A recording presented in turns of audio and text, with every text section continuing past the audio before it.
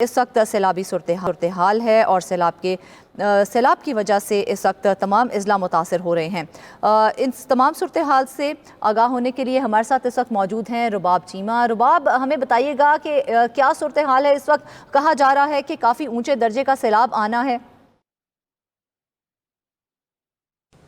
جی بالکل، اس وقت ہم چنیوٹ میں موجود ہیں فرزانہ۔ یہاں کی اگر ہم بات کریں تو دریائے چناب سے تقریباً 8.5 لاکھ کیوسک کا ریلا گزرا ہے، جس کی وجہ سے آس پاس جو موجود دیہات تھے وہ بہت زیادہ متاثر ہوئے ہیں۔ 150 سے زائد جو دیہات تھے وہ اس پانی کی نظر ہو گئے ہیں۔ پانی کی بے درد لہریں عمر بھر کی پونجی جو ہے وہ بہا کر لے گئی ہیں۔ آپ کو بتا چلوں کہ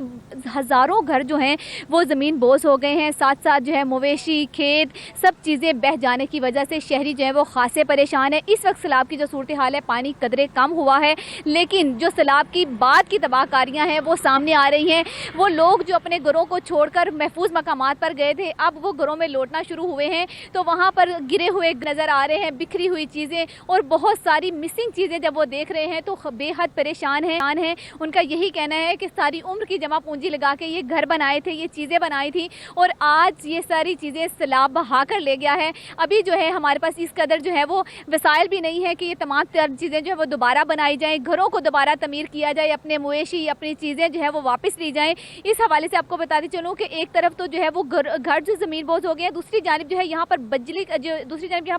جو مسئلہ ہے وہ بھی تاحال حل نہیں ہو سکا۔ متعدد علاقوں میں بجلی بھی نہیں ہے، جس کی وجہ سے شہری خاصے پریشان ہیں، خصوصاً عورتیں، بچے جو ہیں وہ سیلابی پانی کی وجہ سے جو ہے انہیں بھی بہت زیادہ مشکلات کا سامنا کرنا پڑ رہا ہے، کیونکہ یہ پانی جگہ جگہ ٹھہرا ہوا ہے۔ اس کی وجہ سے جو ہے مچھر کی افزائش، دیگر کیڑے مکوڑوں کی وجہ سے بھی جو ہے خاصی بیماریاں پھیل رہی ہیں، اور خاص طور پر اگر سانپ کی بات کی جائے تو اس کے ڈسنے کے بھی کیس کافی زیادہ سامنے آئے ہیں۔ حکومت کی جانب سے شہریوں سے یہی اپیل کی جا رہی ہے کہ خدارا ہمارے لیے کوئی محفوظ مقامات بنائے جائے، ہمارے گھروں کو دوبارہ تعمیر کروایا جائے تاکہ ہماری زندگی جو ہے وہ معمول پر آ سکے۔ دوسری جانب آپ کو بتاتی چلوں کہ اگر صحت کے حوالے سے بات کی جائے تو صحت کے حوالے سے بھی تمام تر انتظامات تو کیے گئے ہیں، کلینک آن ویلز کی یہاں پر وینز بھی موجود ہیں، فیلڈ ہاسپٹلز بھی ہیں، کیمپ بھی لگائے گئے ہیں، لیکن پھر بھی بہت سارے ایسے لوگ ہیں جنہیں صحت کی تمام تر سہولیات نہیں مل رہی، کھانے کو کچھ نہیں مل رہا، رہائش کا پراپر انتظام نہیں ہے، یہاں تک کہ بہت سارے وہ لوگ جن کے گھر گرے پڑے ہیں انہوں نے روڈ کے اوپر جو ہے وہ کیمپ لگائے ہوئے ہیں، اپنے بچوں کے ساتھ، اپنے خاندان کے ساتھ جو ہے وہ روڈز کے اوپر بیٹھے ہیں، اور ان کی جانب سے یہی کہا جا رہا ہے